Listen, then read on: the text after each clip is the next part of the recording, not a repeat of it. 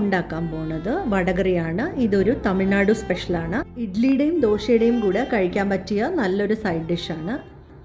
കടലപ്പരിപ്പ് വെള്ളത്തിൽ സോക്ക് ചെയ്തെടുക്കണം. ഇവിടെ 1 കപ്പ് കടലപ്പരിപ്പാണ് എടുത്തിരിക്കുന്നത്. മിനിമം 3 മണിക്കൂറെങ്കിലും സോക്ക് ചെയ്ത് വെക്കണം.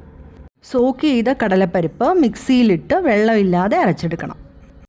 അരച്ചെടുത്ത കടലപ്പരിപ്പിലോട്ട് കുറച്ച് ഉപ്പും കൂടി മിക്സ് ചെയ്ത് ഉരുണ്ടകളാക്കി ഇഡ്ലി കുക്കറിൽ വെച്ച് 10 മിനിറ്റോളം വേവിച്ചെടുക്കാം.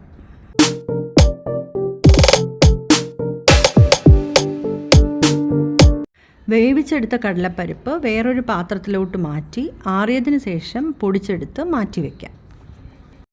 ഇനി നമുക്ക് ഗ്രേവി ഉണ്ടാക്കാം. അതിന് അടുപ്പത്ത് പാൻ വെച്ച് എണ്ണ ഒഴിച്ചു കൊടുക്കാം. എണ്ണ ചൂടാവുമ്പോൾ അതിലോട്ട് ഒരു ഏലക്കയും കുറച്ച് പെരുംജീരകവും പട്ടയും ഗ്രാമ്പുവും ഇട്ട് കൊടുക്കാം.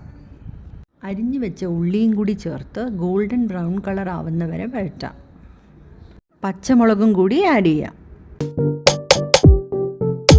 ചതച്ച് വെച്ച ഇഞ്ചിയും വെളുത്തുള്ളിയും കൂടി ചേർത്ത് നന്നായി വഴറ്റിയെടുക്കാം.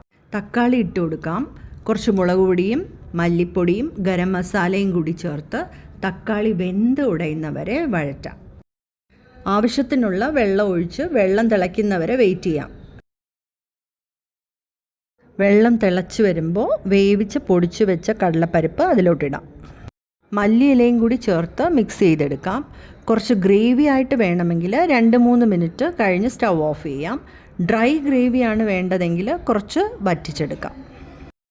വടകറി റെഡിയായി കഴിഞ്ഞു. ഞാൻ കുറച്ച് ഡ്രൈ ആയിട്ടാണ് ചെയ്തെടുത്തിരിക്കുന്നത്.